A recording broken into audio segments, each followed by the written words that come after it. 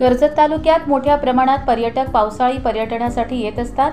त्यातील काही पर्यटक हे हौशी बनून निसर्गाचे नियम डावलतात आणि त्यामुळे अपघात होतात। हे अपघात झाल्यानंतर कर्जत तालुक्यातील निसर्ग पर्यटनाची बदनामी ठरते।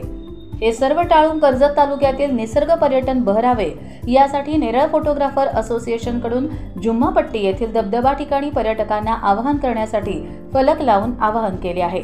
यावेळी नेरळ फोटोग्राफर असोसिएशनचे अध्यक्ष चेतन केळकर, सचिव दिलीप मसने, खजिनदार मनोज भोईर यांच्यासह संस्थेचे सल्लागार राजेश विभूते, नितीन म्हसे, दुर्वा सोनावणे, प्रेमनाथ माळी, गणेश वेहले आदी उपस्थित होते।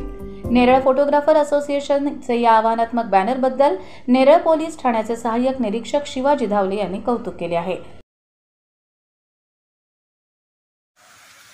आमच्या इथे नेरळच्या माथेरानकडे येताना खूप प्रसिद्ध हा धबधबा आहे। इथं भरपूर पर्यटक येतात, मुंबईवरनं इकडनं तिकडनं भरपूर ठिकाणाहून पर्यटक येतात। इथं येत असताना या स्थळावर खूप काळजीपूर्वक तुम्हाला यायचं आहे।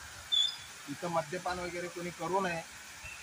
जास्त धाडस करून पाय सटकण्याची शक्यता असते किंवा डोंगरदऱ्यावर वरती चढलात तरी अपघात होण्याची शक्यता असते।